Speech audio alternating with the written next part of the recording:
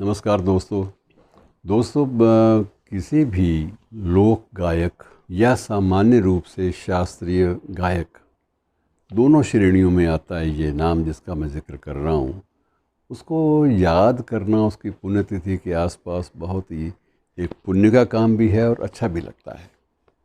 सुखद इसलिए लगता है कि ऐसी शख्सियतें अब लगता है कि आने वाले इतिहास में, हमारे समकालीन इतिहास में कभी दिखाई शायद ना दे पाएँ। एक ही गायक, नाम मोहम्मद रफ़ी, 700 फिल्मों के गीत गाए और कुल मिलाकर 6000 से ज़्यादा, 7000 के आसपास कुल इसके रिकॉर्ड आए। इतना विशाल भंडार गायकी की दुनिया में ये एक बहुत बड़ी अद्भुत घटना है।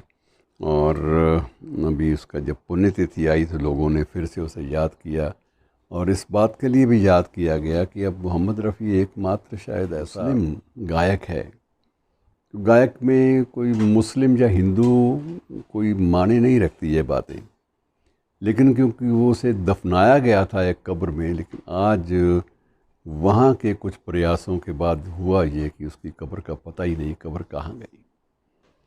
अवैध निर्माण, अनाधिकृत निर्माण उसकी कब्र को ही खा गए।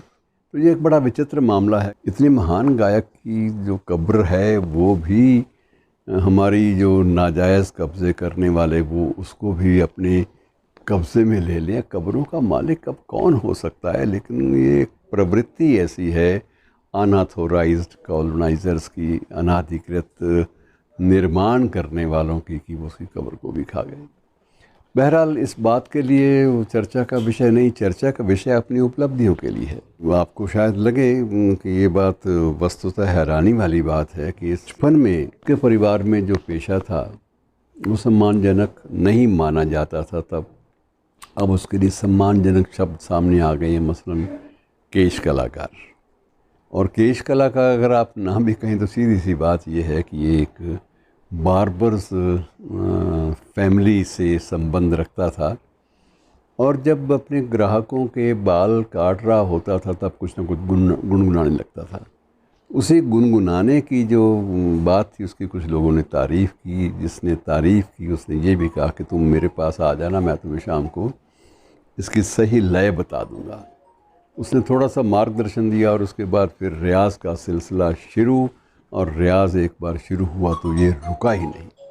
और इसका जो स्वर है, स्वर संधान, ये बड़ा गज़ब का था, बड़ी ऊंचाई तक ले जाता था। कहा जाता है कि एक बार गुरुदत्त को एक गीत, उसकी ज़िद थी कि गीत गाएंगे तो इसमें रफ़ी, ये कोई नहीं, लेकिन रफ़ी के बारे में एक ही तकलीफ़ गुरुदत्त को थी कि ये कभी भी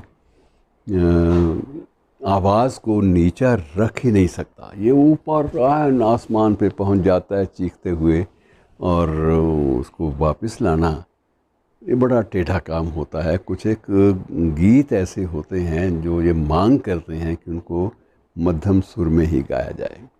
प्यासा फिल्म की बात थी, ये कूचे ये नीलाम घर दिलकशी के, ये लुटते हुए कारवां ज़िंदगी के, कहाँ हैं मुहाफ़िज़ खुदी के, जिन्हें नाज है हिंद पर उनको लाओ, ये कूचे ये गलियां ये मंज़र दिखाओ।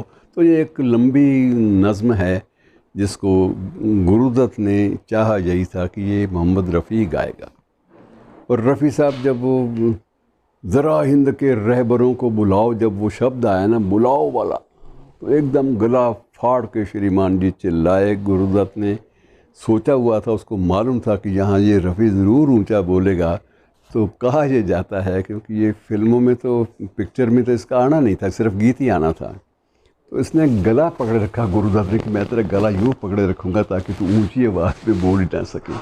लेकिन हुआ नहीं और उसका हाथ भी रह गया, उसकी पकड़ भी कमज़ोर पड़ गई गुरुदत्त की। और जब किसी भाव ने उससे ये मांग की, आग्रह किया या उसकी ज़रूरत थी, तो श्रीमान जी खुल के गाने लगे।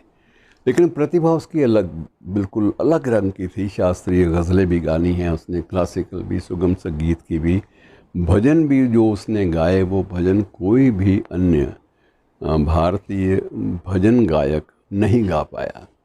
उसका कोई मुकाबला उसका कोई नहीं कर पाया। और आज भी ये 2-3 गायक ऐसे हैं जिनको लोग हर बार बड़े बड़े शहरों में, रफ़ी नाइट, कभी मुकेश नाइट और एक आध मन्ना डे की, तो ये तीनों की जो नाइट्स हैं अर्थात कार्यक्रम इनकी स्मृति में देश के लगभग सभी मुख्य नगरों में मनाए जाते हैं और अरेंज होते हैं।